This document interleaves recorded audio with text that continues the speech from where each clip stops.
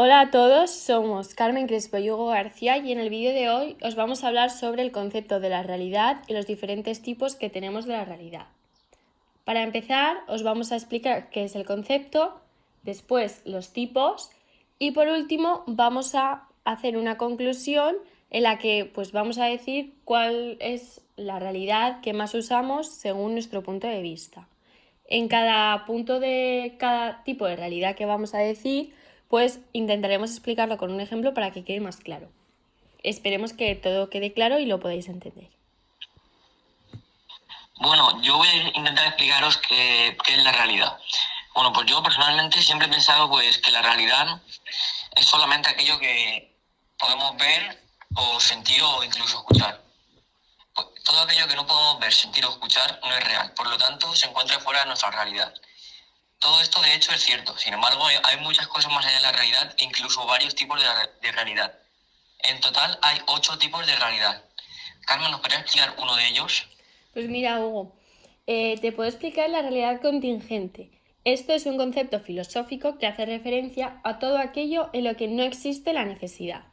Esta forma de realidad es una serie de realidades que se podrían no haber sucedido. En palabras coloquiales, son situaciones que nos resultan dolorosas en nuestras vidas una vez que ya han pasado. Como por ejemplo, cuando llegan Navidades, en diciembre compro mucho. ¿Por qué? Porque son regalos y pues estoy feliz y estoy comprando. Pero ¿qué pasa? Que en enero me arrepiento porque me he gastado mucho dinero y ahora pues no tengo dinero para comer. Esto sería un ejemplo de realidad contingente.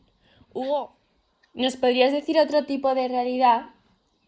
Sí, pues mira, una realidad también es la realidad posible, que en sentido estricto lo posible no es real, pero sí son realidades las condiciones que se tienen que dar para que eso suceda.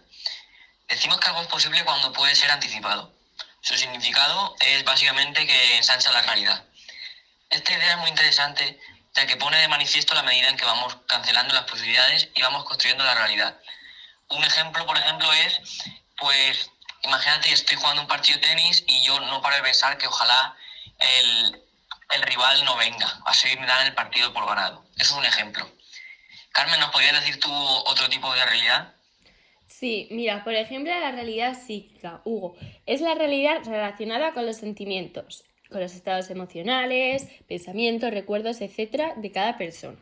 Un claro ejemplo podría ser una persona a la que le da un ataque de ansiedad. Aquí, en vez de agobiarle y preguntarle qué le pasa, debemos de darle su espacio para que pueda respirar tranquilamente hasta que se le vaya pasando.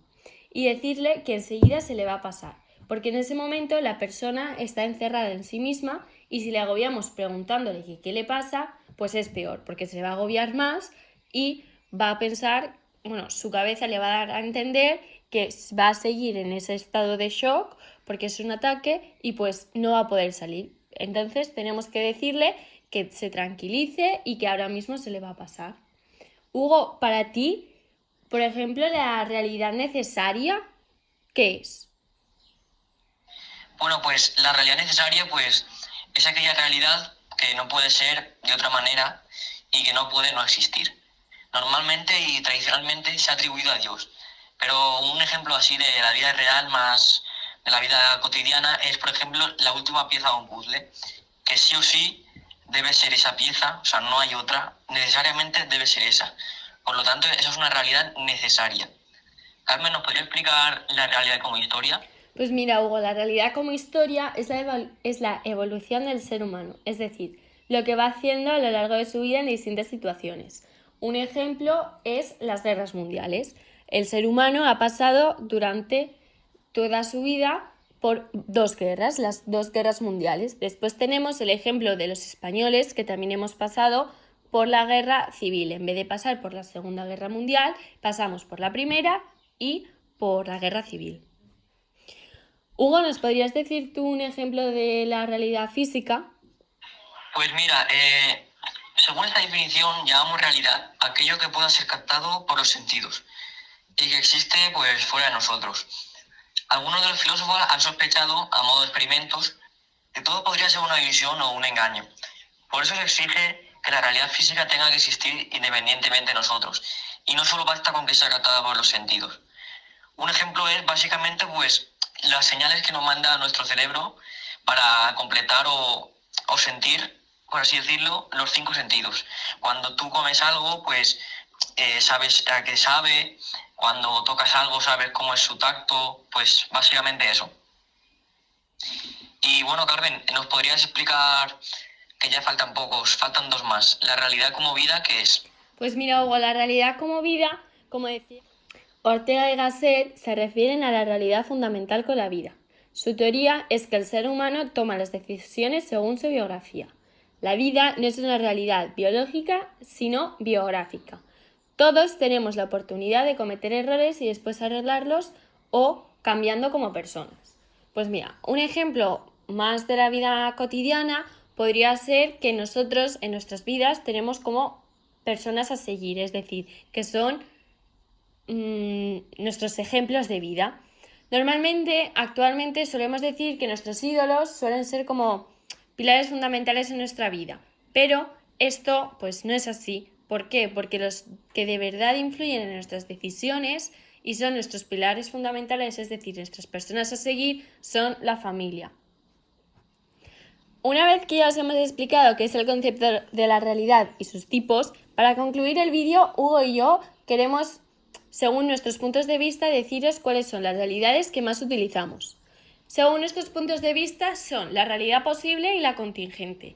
La posible, como ha puesto antes el ejemplo de un partido de tenis, Hugo. Yo ahora os quiero poner otro ejemplo. Como puede ser, a la hora de un examen, nuestras mentes de los alumnos piensan que ojalá el profesor se quede sin tinta y no pueda imprimir los exámenes y no los podamos hacer. Esto es una realidad posible y ejemplos como estos tenemos muchos. Hugo, para ti, ¿por qué crees que la realidad contingente es otra de las que más utilizamos?